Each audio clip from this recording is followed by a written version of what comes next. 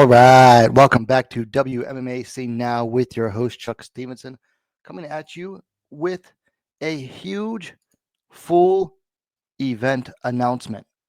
Invicta FC 59 is going to go down on Friday, December 13th in Atlanta. First time for Invicta to go to Atlanta, and honestly, first time for them to go east of Kansas City. Now, we have so far 7 fights in total. It is topped off by a Bantamweight Championship main event. Talita Bernardo, the champ, defending against Jennifer Maia. Jennifer Maia just made her return to Invicta back in August, moving up a weight class. Fought her whole career at Flyweight.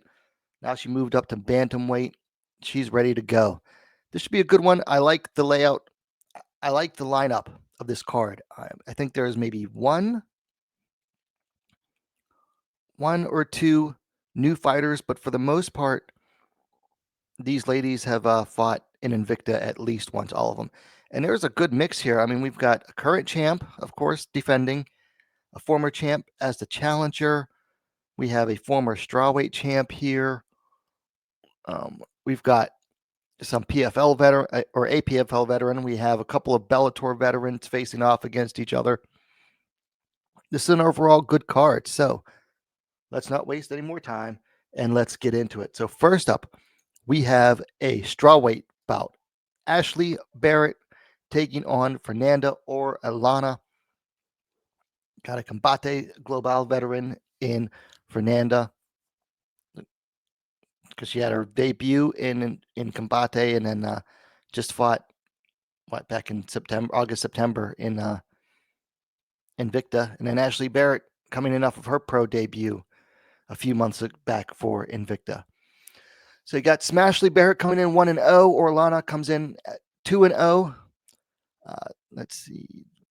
Orellana is the younger fighter, 21 to 23. They're the same height, 5'2", 157 centimeters. I know I watched their fights. I'm going to have to go back and watch them, though. Looking at Ashley Barrett, she's riding a nice win streak coming into this. I mean, she only has one fight as a pro, but 3, 4, 5 straight wins in the amateurs before that. So she's coming in with some nice momentum, and then Orellana coming in, undefeated. Nice to see a Chilena in Invicta. Invicta's expanding to more countries and picking up a lot of fighters from Combate, which is nice to see. We shall see how this one goes. Like I said, as the event gets closer, I'll do some more study on these two. But then we have an atomweight bout. Giulliany Perêa taking on Natalie Salcedo. Perêa coming in at 2-0. Salcedo coming in at 3-0. Let's see. Perêa made her debut 3 months before this recording for Invicta. Picked up a decision win over Elite Zubieta. Natalie Salcedo made her debut in Invicta 3 years ago, and then fought more recently for Peak Fighting, Texas promotion. Last fought 6 months ago, picking up an armbar submission. Don't have an age for Perêa. Salcedo is listed at 32. Looks like Perêa is the taller fighter at 5'3", 160 centimeters. Good height for an atomweight compared to 5 foot even, 152 centimeters for Salcedo. I could have sworn Salcedo had fought more recently for Invicta than that. This surprises me because I remember her fight against Katie Perez. It was a good fight. It was a really good fight, back and forth action, but Salcedo came out ahead. Of course, Katie Perez always in fun fights, but picked up 2 straight submissions since then. And Perêa beat a more experienced fighter because Zubieta was 3-3 at the time. So that's a nice look for her. What is this? Brazil versus the U.S. should make for a good one as well. We're going to keep things moving. Also at atomweight, Monique Adriane taking on Ana Palacios. Adriane should be familiar to Invicta fans. She's fought her last 3 fights for them.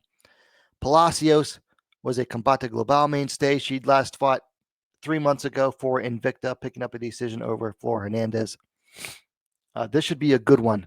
Palacios is always a fun watch, and Adriane's ready to keep climbing up the Atomweight rankings here. So Adriane coming in at 6-2, Palacios coming in at 9-3-1. Both ladies coming in off of 2 straight wins, preceded by a loss.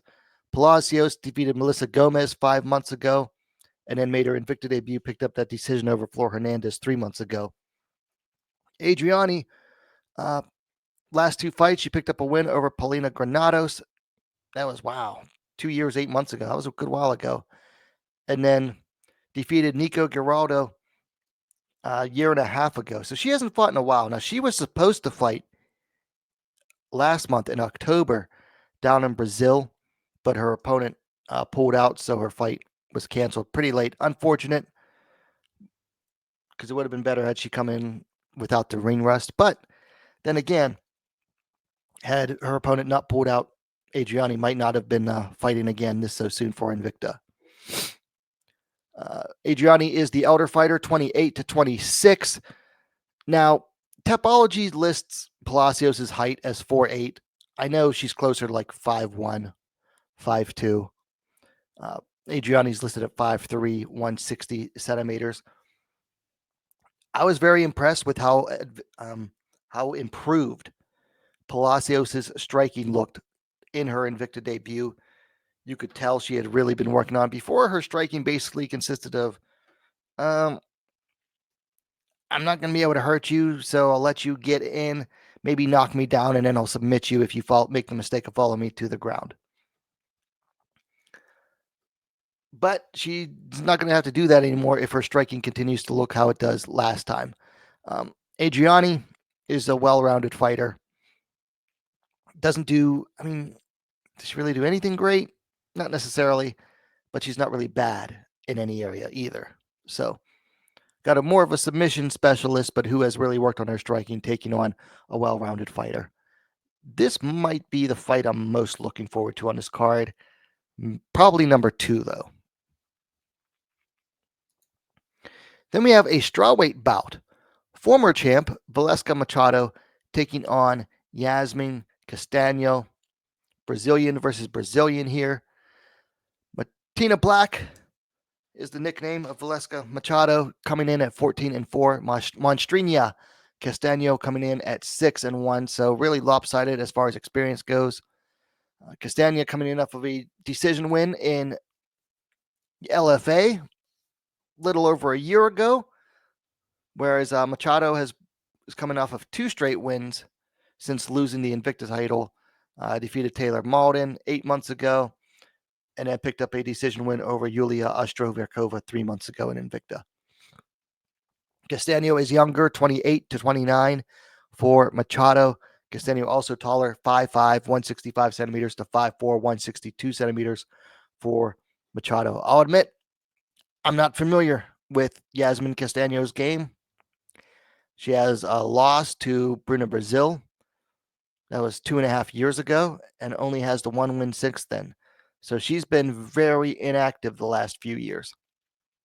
Whereas Valesca Machado's really never been very inactive. So I'm going to give the edge to Machado just because she's the more recently active fighter. I still can't stand that nickname, though. Nicknames should never be a full name.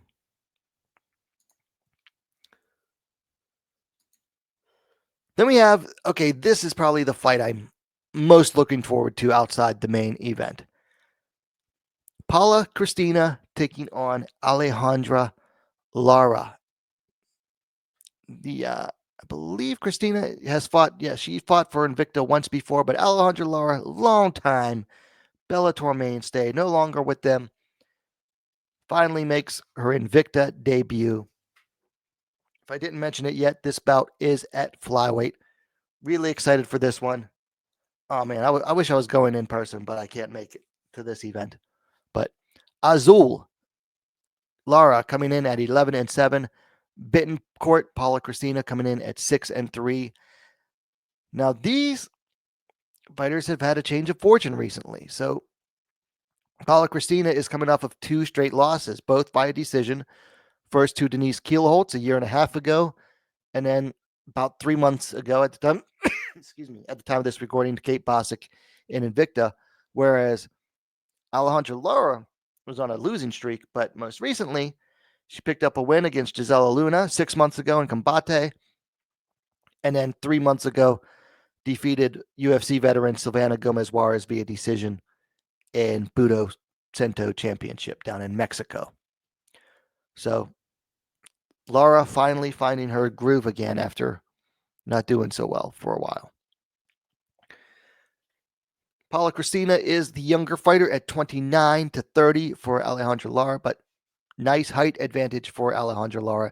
5 feet 7 inches, 169 centimeters to 5 feet 4 inches, 162 centimeters for Paula Christina. You know, I'm never sure which Alejandra Lara is going to show up to a fight. She seems to run hot for a few fights and then cold for a few fights. Now, before her 2 wins this year, she was on a 4-fight losing streak going back to 2021. And she didn't lose to any bad fighters, but she should have beaten at least one of those fighters. At least one of them. And she just wasn't really improving any. Now, I believe she left Lobo Gym for a little bit, and I think she's back with them. Maybe that helped turn things around. I'm not sure. Now, Paula Christina, on the other hand, she's been, what do you call it? What's the word I am looking for? It's another way of saying hot and cold. Because, I mean, she was undefeated going into a fight against Dakota Dacheva. That was in March of 2022. Lost to Dacheva via decision. Beat Diana Torquato down in Brazil via decision. Then lost to Denise Kielholtz. No shame in losing to Denise Kielholtz. Kate Bosick, she had more experience than Bosick. Maybe should have picked that one up. But Bosick does look like a legit prospect. And I believe that fight was at Bantamweight. Yeah, that fight was at Bantamweight as well. So,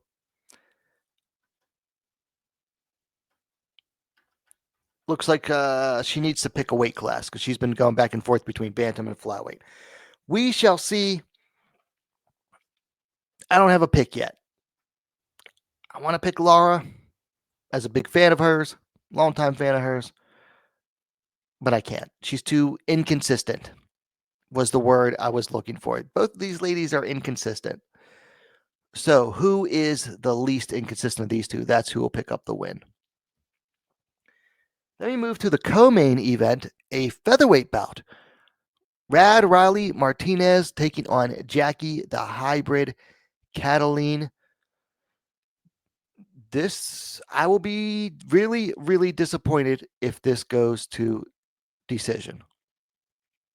Really, really disappointed. And I'll get to why in a second. Martinez coming in undefeated at 4-0. Cataline coming in at 5-3.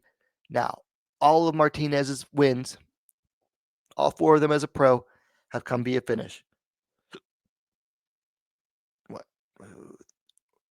Submission, strikes, submission, TKO, ground and pound. Those are her wins. Jackie Cataline coming off of 2 straight wins, one via decision, but the other via TKO over Kelly Ottoni. That was in Invicta. It's a nice win from her there. So, yeah, if this goes to decision, when both of these fighters have finishing ability, I'm going to be really disappointed. I think that's why this fight is so high up, is because of the high probability of a finish. No age given on Tapology for Martinez.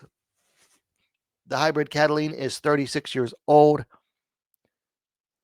Martinez is the taller fighter at 5'9", 175 centimeters to 5'6", 168 centimeters. So, yeah, why is someone who's only 4-0 co-maining a fight? Why is the co-main event a featherweight fight when a lot of times the featherweight fights have been disappointing? I know featherweight bout last time, the last Invicta event was, it just killed all the momentum and just killed the mood. Well, like I said, these two ladies are finishers. They're known for finishing. So it's up to these ladies now to go out there and get the finish. I hope they do. I really do. Then we move on to the main event, Bantamweight Championship. The champ, Talita Bernardo, welcoming the challenger, the former Invicta Flyweight champion, Jennifer Maia. No nicknames for these fighters, but Bernardo comes in at 11-4. Maia comes in at 22-10-1. So both of these ladies have a lot of experience. Now, Bernardo, she has not lost, I believe, since she was released from the UFC back in 2019. Picked up a win over Lucia Pudilova in July of 2021, and then has been on a tear since then. Defeated Yana Gadelia via submission, Katarina Lenner via submission, picked up the decision to capture the belt against Tanisha Tennant, and then choked out Olga Rubin back in June for her first title defense. So yeah, she has been on an absolute tear lately. Jennifer Maia came out of getting released from the UFC. She also lost to Viviara Ujo down at Flyweight. Jump decision to her back in October of last year. Came back August of this year. Picked up a decision win over Mara Cantuaria at Bantamweight. She said, you know what? I'm moving up in weight. Picked up a win. And this should be a really good one between two former champs. Bernardo is the older fighter, 37-36. They are the same height, 5 feet 4 inches, 163 centimeters. So you've got a striker in Maia, who's not a slouch on the ground. Then you've got the grappler and wrestler Bernardo, who not the best on the feet, but isn't a slouch either.